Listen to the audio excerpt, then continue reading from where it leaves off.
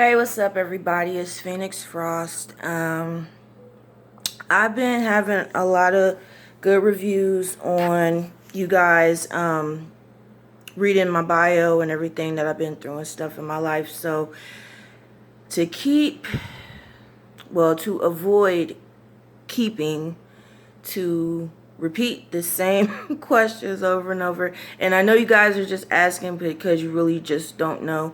So I'm just going to give you a brief overview of who I am, my life story, and where I am. Okay, period. So that way I don't have to keep repeating myself. I could just send you this motherfucking link and you could find out. Okay, all the way, for real. So, basically, my first memory was like 2. Yeah, we doing that. Um, my first memory was about 2. I was actually with like a caseworker lady or something, and she was giving me to my grandmother on my dad's side because my mom shot and killed my dad. So he died and she went to prison. So me and my 9 brothers and sisters all got put in foster care. So I went to my grandmother on my dad's side because we all had different dads. So I went with my grandmother on my dad's side, and everybody else went, where they went. So I grew up with them, and, everything was good. I didn't have, a bad childhood at that point. I was very spoiled.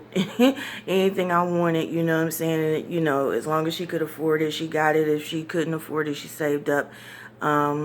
So when my granddad died, it really affected me because I looked at my granddad and my grandma as, my parents, because, that's all I had.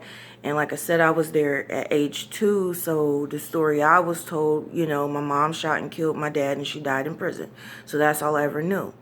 So when my granddad died, it was like, my dad died because I never got to meet my dad, Well, I don't remember ever meeting him, So it really hurt, and it took a toll on my grandma. She went into a huge depression. Then one day, I'm not going to say the name of the company, but we went and got some food from there, and it was contaminated with some type of bacteria. I don't know if they didn't cook it right or whatever, but she got really, really sick.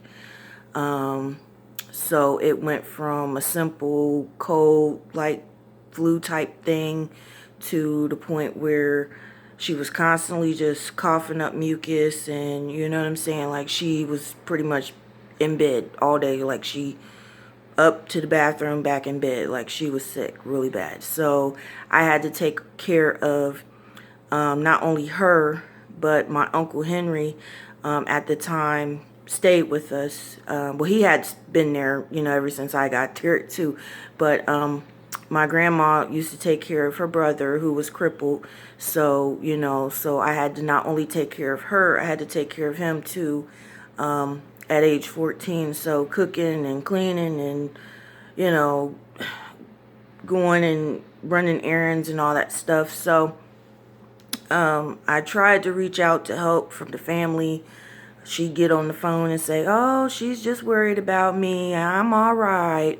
You know what I'm saying? So they kept letting it go. So, and this kept going on and on. She just kept getting worse and worse. So finally, like, I went over to my cousin's house because she lived, like, right behind the street that we lived on, like one street over. So I went over there, and her boyfriend had answered the phone or whatever. And I was like, look, I said, either you gonna come over here and make her go to the motherfucking hospital, or we gonna fight. I ain't say it like that, but I said it like that. You know what I mean? And he's like, when he seen, you know what I'm saying, like, I was dead serious. He's just like, is she really that? I'm like, yeah. Because not one person actually came to come check on her, though. You know what I'm saying? A call is a call. You could say anything on the motherfucking phone. It's a different thing in person.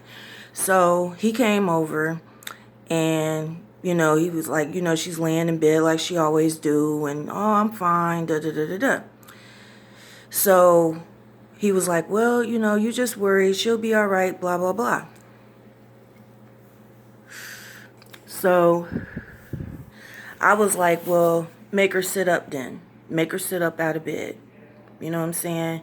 Have her sit on the side of the bed, because I knew every time she'd sit up on the side of the bed, she'd just start coughing, hacking up mucus, throwing up, can't catch her breath, just damn near about to die, like, you know what I mean? So he did, and when he seen, you know, how sick she really was, he's like, oh no, we calling 911. So, which I had did before, but she kept refusing to go. You know, they couldn't make her go. So, you know, he made her go, picked her up, and actually put her on a stretcher, and, you know what I mean? So she went to the hospital, and I was staying with him and my cousin Rocky at the time.